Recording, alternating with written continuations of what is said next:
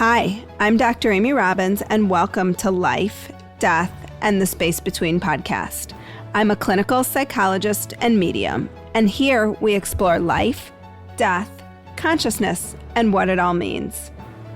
Chris Batts is on the show today. Chris is an author and motivational speaker who had a near-death experience that happened after a suicide attempt. In his book, Boom, The Life and Times of a Suicide Near-Death Experiencer, Chris goes into detail about his life, what led up to his suicide attempt, and how his life has changed after. One of Chris's missions is to get the word out about suicide prevention. Many people who go through the dark times and depression don't realize how much they are loved. God's message to Chris was go and tell everyone that I love them. Welcome, Chris, to the show today. A few things to talk about before we get started with today's episode. If you have not subscribed to my newsletter yet, I have some exciting things coming out in the next weeks, months. Unclear how long it's going to take me to get it together, but there will be some stuff coming out and I don't want you to miss it. So head on over to dramyrobbins.com and subscribe to my newsletter. And I also wanted to tell everybody about an amazing opportunity with IANS. IANS is the International Association for Near-Death Studies, and their 2020 conference is online.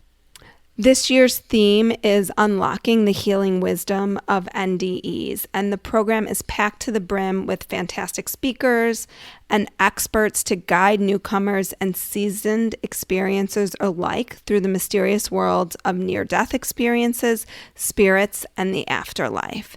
This conference, again, is online via Zoom, August 14th to 16th, and you can visit ians.org for more info. That is IANDS.org. And many of the speakers who have been on this show in the past are also members of IANS. It's an amazing organization that really promotes the work, so much of the work that I'm doing on this show in terms of bringing to light many people's spiritual experiences and spiritually transformative experiences. So head on over and check that out.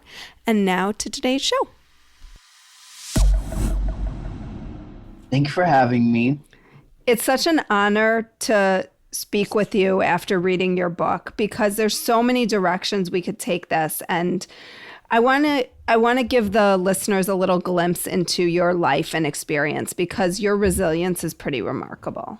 Okay, well, I'll summarize it the best I can. My life was pretty tragic. It started off basically at 6 months old. My mom, she was an aspiring model and she was about to blow up and everything. And she actually met some dude she didn't know, she got pregnant, and her modeling career went out the window. So at 6 months old, she threw me in a neighborhood dumpster. And luckily, one of the neighbors, she threw me in the dumpster, then she left. So I forgot to add that part. So then, luckily, one of the neighbors came and happened to be taking out their trash. And they're like, oh, my God, I know this. They heard a baby crying in the dumpster. They're like, oh, my God, like, I know this baby. And I'm just thankful I happened to be crying because it's like, what if I was asleep or something and she would have never known? So I guess she says like, oh, my God, I know his mom and grandma. So she goes to my grandma's house. Nobody's there. So she knows my grandma usually is at church on this certain day. So she calls my grandma's church. This is before cell phones. So she calls my grandma's church and tells her, you need to come home because I found your grandkid in the dumpster and I don't know where his mom is at. So my grandma came and basically months later, she hasn't heard from my mom. So when she finally did hear from her, she took her to court, got custody, and then my grandma had me. My grandma she had me up until I was 4 years old. And my mom didn't have me because when they went to court, the judge told her she could never have me again, ever. My mom happened to she just left again or whatever. I seen her a couple times here and there, even though my grandma wasn't supposed to let her see me, but they weren't really great experiences either. So my grandma I was 4 years old and my grandma had a nervous breakdown. So from then she was in the hospital for a year. So during this year, I was in between homes going place to place. So then I actually found an actual permanent home, which was my mom's sister. So I stayed with them, and I stayed with her sister, her husband, their kids, and everybody. So I was the youngest one, and I was the only one that wasn't an actual family member. So the house sucked. They were horrible. They were mean people. It was child abuse every single day, especially for me because I was the one that was just like the outsider.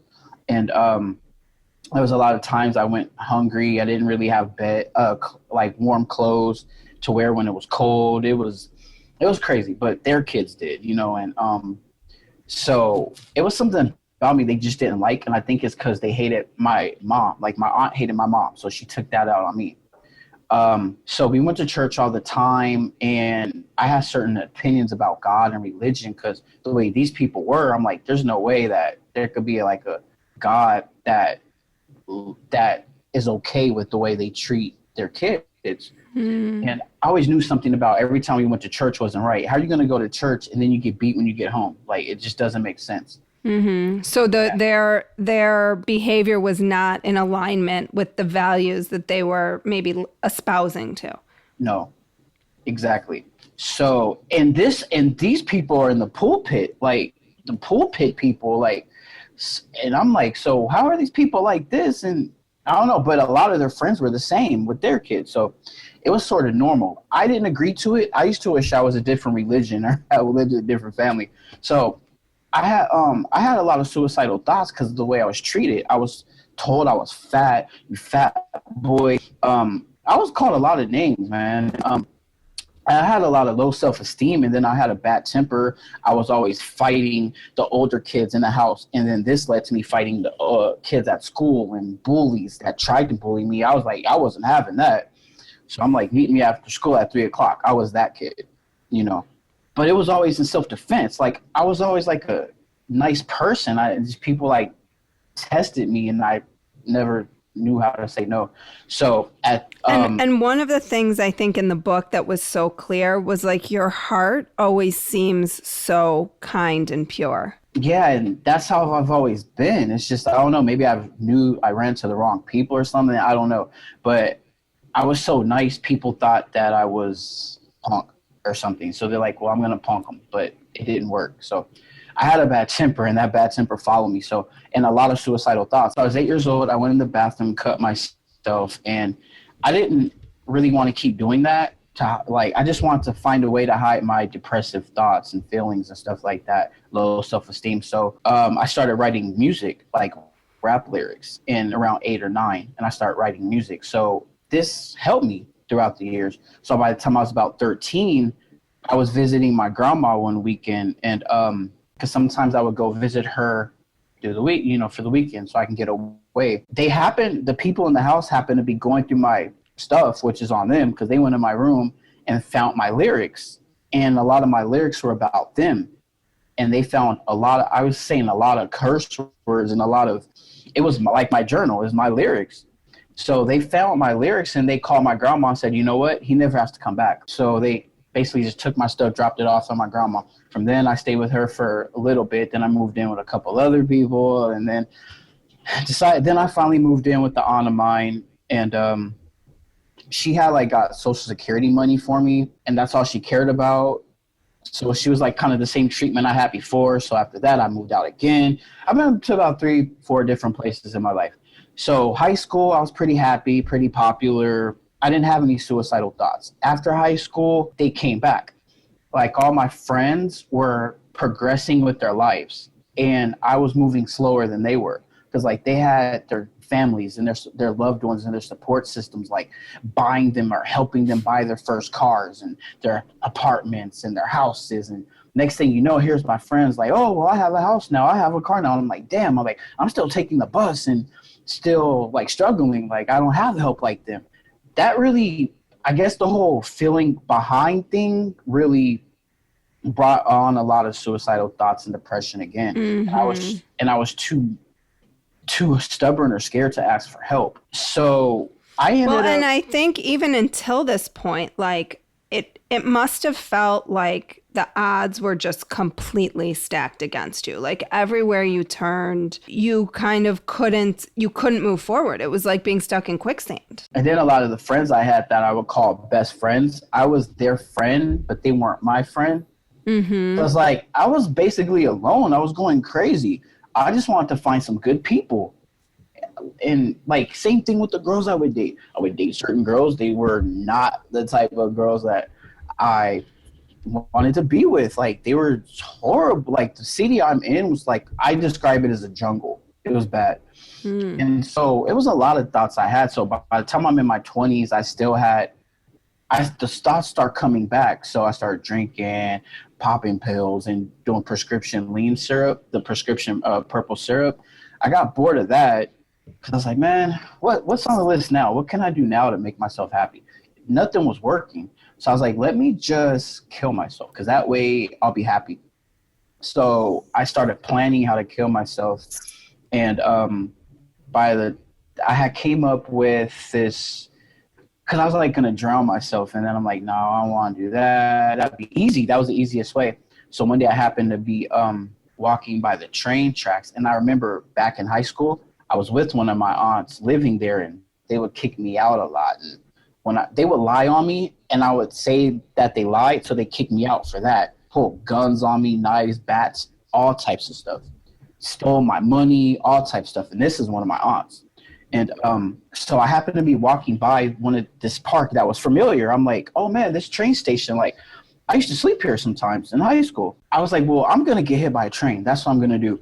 So I went to the train station. I timed every train that day. I stayed there all day, and I timed every train that came. So I was like, okay, what time am I going to want to go? I'll figure this out. Maybe I'll take the 6:30 at night train. So one day I happened to be at my friend's house. We're talking, and like I said, my suicidal thoughts in religion, I was like, well, whatever happens, I'll just figure it out.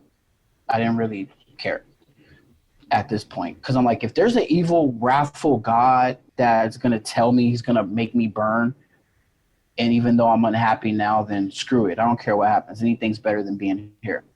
So, yeah. So I was at my friend's house one day, and I confided in them and told them what I was sort of going through and what I was going to do.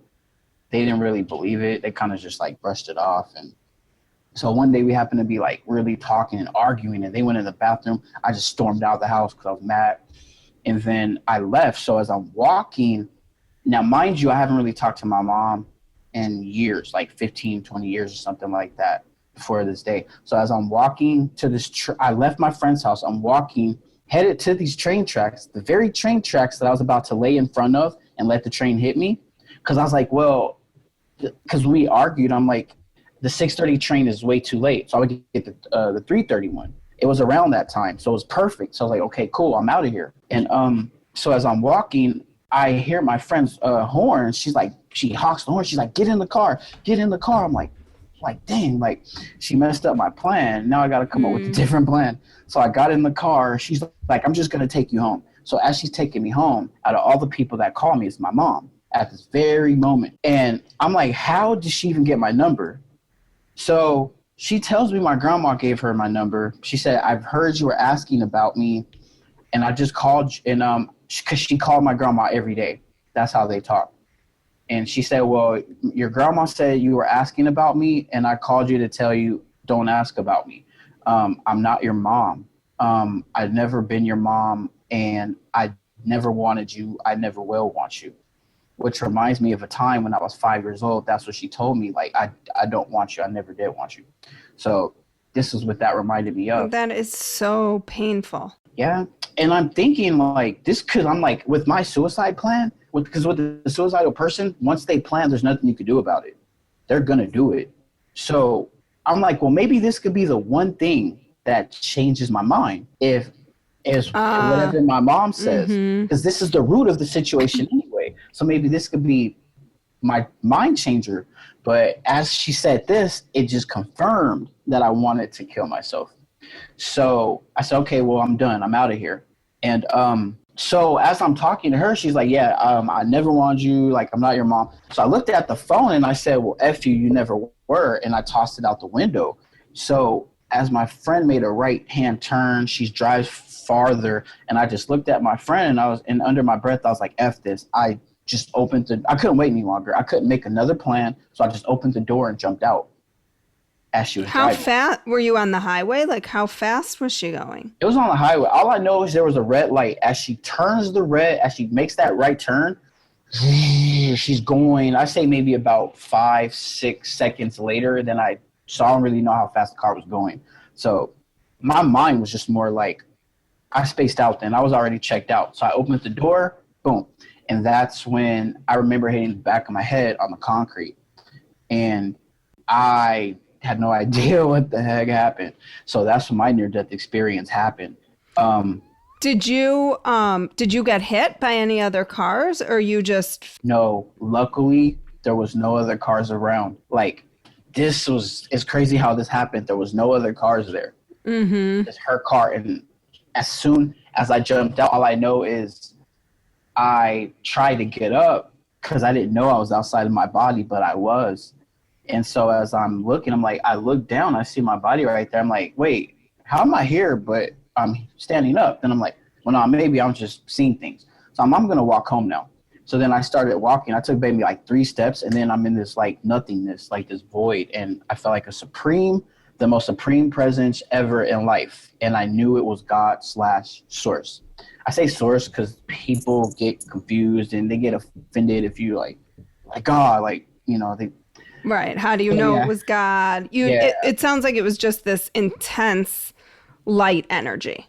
Yeah, it was so supreme, what it is. So I'm feeling all these imperfections over me, and I'm like, wait, no, like, what do you do? I don't deserve to be here. Like, let me go back to Earth. Let me get perfect, and I'll come back, and then we'll talk, And then I just heard this like telepathically. All the questions I had in my mind were answered in the order that I was thinking them. So it was like, literally, let me reintroduce myself to you. I am God. Yes, I am real. Yes, angels are real. They're a gift from me. Want to meet them? One simple word, I said, no. No. I don't want to see angels. I didn't believe in angels. I didn't believe they existed. So that's why I said no. Like, when I think about it now, I'm like, what? Are you stupid? But, yeah, but so. I mean, but you were really living, like, when we think about this concept of heaven and hell, and I think people often think of them as like afterlife concepts, you were really living in hell on earth. Yes. And that's what I felt. And that's what I'm saying. Anything has to be better than this. I'm already going through hell anyway. My whole life has been hell. I fought my whole life. I'm done. That was my thing. Mm-hmm. So then after he says, yeah, I am God, I'm real. So then I say, well, so I see like this projection screen, and it's a video basically of, here's this guy in a suit with a briefcase walking by. He's like, I love him. And here's this prostitute walking by. I love her. And here's this guy riding a skateboard with a big like doobie in his hand. He's like, I love him. So I'm thinking like, what I took from that was I love them all the same. Like, it's no favoritism. So I'm like, well, what am I supposed to do what am I supposed to tell people, when I go back to Earth so they don't think I'm crazy? So then I didn't see any face. I didn't see a shape. I didn't see anything. I just felt he got on a knee and gave me a hug, like you would to your little kindergarten kid or something. Like, you get on their knee and hug them, And then he says, I'll go to the end of the world so everyone is with me. And then he says, after he says, go and tell everyone I love them. And then in the air, it's like, poof, here's these words in all capital letters. And one said loving, caring, and then you had one in all capital letters and exclamation points that said long suffering. And the word long suffering, I remembered that. I heard that years ago. And so I'm like, what am I supposed to, okay, so like, how am I supposed to like explain you? Then like after that, he gives me the hug, and then I was like, okay, so go tell everyone you love. And it's not like a person giving you a hug, right? It's like just feeling like embraced by something. No, literally, I felt them, like I felt him get down to the knee, and I literally felt the arms wrap around me. It was like a literal hug. Mm-hmm. But like I said, I didn't see any faces. I didn't see the shadow. I didn't see his shadow, nothing like that. I just felt it. So it was real as can be. So I said, okay. So poof, now I'm midair. And then I see I'm midair. I see all these angels everywhere, like in circles. And then I just see two on, like one on each side. I just knew looked so familiar. And during this time, I was scared because in my mind, I thought I'm going to burn in hell because of what I was taught in church. I'm like, I don't read the Bible. So I knew my thoughts had produced all these Bibles to start flying everywhere and these crosses to start flying everywhere. Like I thought I was going to burn. And I'm like, oh my God, get me out of here. Get me out of here. And the angel on each side, they like both had me by my arm and they're like, it's okay. It's okay. Like, you're okay. Like, don't worry. Don't be scared. It's okay. And I'm like, they're telling me, don't worry. Don't be scared. They're only saying that so they can kill me. They're trying to trick me. That's what it is. Yeah, that's what I was thinking. The one on my left-hand side, he's like, they're both about 9 feet, like 9 feet tall. So the one on my left side was like some type of beetle type of thing with wide wings. I couldn't really see his face all the way because there was like so much light. I had to like look away. It was like a lot of light. And so he's like, are you sure you want to go? Like with that type of sternness. And I was like, I kind of felt scared anyway. And that's not the way to talk to me when I'm scared. So I looked over to my right side because that one was more like patient. This guy right here, they're both guys. The one on my right side was more human than anything. He had brown curly hair, a red flannel shirt with the sleeves rolled up to the elbows, blue jeans, and sandals, and wings, of course. But instead of his wings being wide, these wings were tall. Like the wings were like maybe 5 feet at just the wings. Do you have a sense for why he was in clothes? No, I didn't know anything about angels because, mind you, I didn't know they existed. So this is just what I seen. So he had clothes and everything, and I'm like, okay, like, is this normal? Like, he reminded me of like a construction worker. I often say, I have to compare it to, if you've seen the show Roseanne, Dan Connor. Okay. Yeah, like that.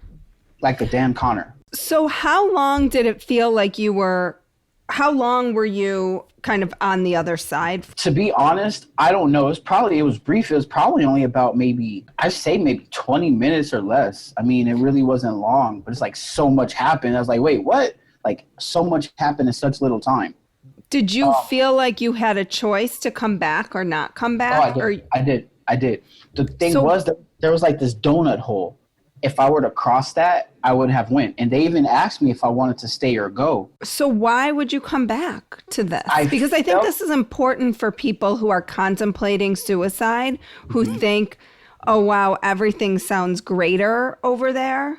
Yeah. Like, to come back and to live in a human body. Like, what would you say to those people? I felt this urgency. It wasn't about me at this point. I just felt the urgency like, oh, okay, this isn't about me. I need to go back to this place and help out a lot of people that feel like I do. That's why. And they asked me, they're like, do you want to stay or do you want to go? And I was like, I guess I'll go back. But they told me, they even let me see, because I'm the most doubtful person ever. Mind you, the life I had so many trust issues. You think I'm just going to believe something the angel tells me and I'm like, okay, I'm good. No, they know I needed proof. So my proof is they told me to look down at my body. So I looked down and then I look back at them. They're like, no, look again. So I look again and it zooms in real close like a camera. Then I see my body laying here. I'm like, what the? I'm like, how am I standing here? But at the same time, I'm looking at myself laying down. Like, I'm right here. Don't they see me? And I see my friend way on the other side on their phone. And then I see the paramedics over my body. And so I look at my angels and they're like, this stuff really does happen. And they're asking me like, so do you want to stay or you want to go? And they're like, and the one on my right-hand side says, you have so much to do for so many people. I didn't. And that's when I figured, I was like, okay, that's when I felt that urgency to, okay, I'll go back. And do you believe that all of us have that? Like, because I know that, first of all, a lot of times when people have family members who have died by suicide, their concern is that when they cross over, they go to some negative place because of how they died. That wasn't your experience at all. No, I wasn't judged or anything. They even asked me like, "Do you want to stay or you want to go?" Like they left it up to me. Did you have that life review that people talk about? No, the reason I didn't is because I did not cross that hole that I'm talking about. Gotcha. Had they were trying to basically convince me not to cross that hole. But some people do have a life review and come back, right? Yeah, yeah. My thing, I think I was so deep in it. Had I went across, I probably wouldn't have came back. Like they probably know my personality. Had I went across, I wouldn't have came back. I would have been like, oh no, no, no, not going back. So there were no negative ramifications for. No, not at all. The only negative thoughts were from me. I was thinking like I was judging myself the worst. But here these angels are, and they're telling me it's okay. We love you. It's okay. Don't be scared. So you come back into your body, and what's your life like now compared to how it was before this happened? The day, well, because I was in the hospital for a few days, and because I hemorrhaged a lot and everything. But when I realized something happened was when I was wheelchaired out of the hospital. I couldn't smell, I couldn't talk, I couldn't walk. All my senses were gone. I had some pretty bad head trauma. So I really didn't, that day I got wheelchaired out of the hospital. That's when like I looked up at the sky and knew something happened. And then at that point, I started to be fearless of death because that's always been my biggest thing as a kid, my fear of death. I'm like, I don't want to burn in a place like for eternity just because I don't read the King James Version Bible. Like So so. at that moment you recalled this experience? Yeah, at that very moment. I didn't really remember, but I just knew something happened. It wasn't until months later when I started recuperating or recovering, whatever you call it, and I started realizing I'm like, oh my gosh. So it was about maybe 3 months, 4 months after. I was like, I went outside of my body and met my angels. Like it just came. Yeah. And now you still use your angels, right? They're your guides. Can you talk a little bit about how you do that? They actually this is how they introduce themselves, like reintroduce themselves again. I was getting out of the shower one day and I was losing my balance still because I couldn't really stand up straight or talk. And whenever I would try to talk, my tongue would get like stuck to my throat. I couldn't really say anything. So I remember at this very moment, they're like, I need you to empty your mind of everything you've ever known. We're going to teach you what you need to know. And I'm like, okay. And for some reason, I knew it was familiar. Those two angels were familiar. So they're like, the first thing we're going to teach you is the reason why you can't really talk or walk like you want to. Your brain has suffered a lot. You have a lot of head trauma. Your brain controls everything. It's your control panel. And I'm like, whoa, that's deep, So after that, I was like, well, you guys should stick around, man. Like, so after that, I start looking out for listening for them more. And they started telling me more things like about my experience. They're like, don't you remember remember when you were trying to get up, you were going outside your body. Remember the ones that said like, I wouldn't do that if I were you. That was us. We were telling you that.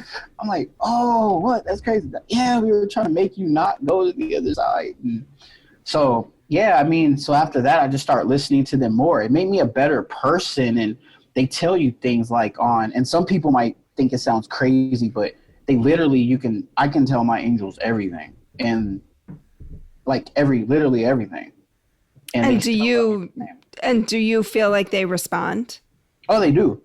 I hear them all day, all night. They always talk, always. And so what does your life look like now? What do you do? How has it changed? It's changed. It changed completely. I went from a suicidal, negative, really negative person, an angry person, but still had a kind heart. Like I just wanted some love. And after my experience and after my angels were in my life and everything, they made me the most patient, understanding person. I understand people so much better now. I understand nature, like trees, all that. I love nature. I've never been an animal fan, but I Appreciate, it understand. Yeah, I sounds like. appreciate it. There you go. Like I appreciate them. I appreciate plants, and I don't like to pollute, to like pollution and stuff like that. Like I like the patience. I really have so much patience and calmness, and that stuff that I wished I had before, I have now. And a lot of And people tell me how I'm different. and and what do you do for a career now with your patients? So the funny thing about it is, after my experience, I started like looking for new careers. So I went from a crossing guard, and then I love the kids, and I was like, man, I've always loved kids, always. So the crossing guard thing went to being with special ed kids. So now my career is revolved around special ed kids. Now with that career, you better be patient. You have to have a very patient mindset, because you have to deal with not only the kids, but the parents as well. And some of the parents aren't so appreciative of special ed teachers and stuff like that. So, and I understand that. So it's cool. It's okay.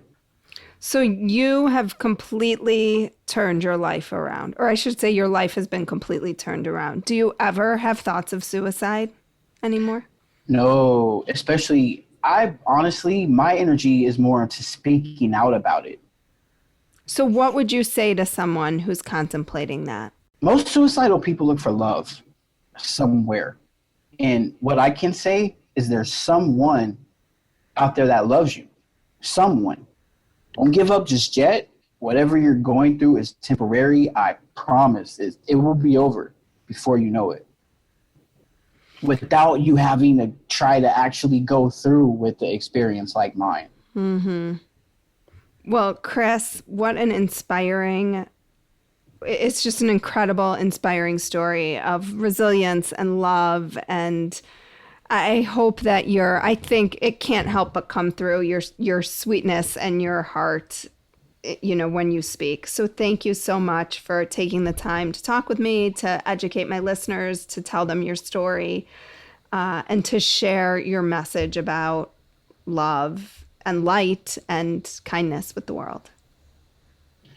Glad to be here. And if people want to find out more about you or your book, where can they do that? Well, my book, Boom, The Life and Times of a Suicide Near-Death Experiencer, it is available on Amazon as well as Kindle.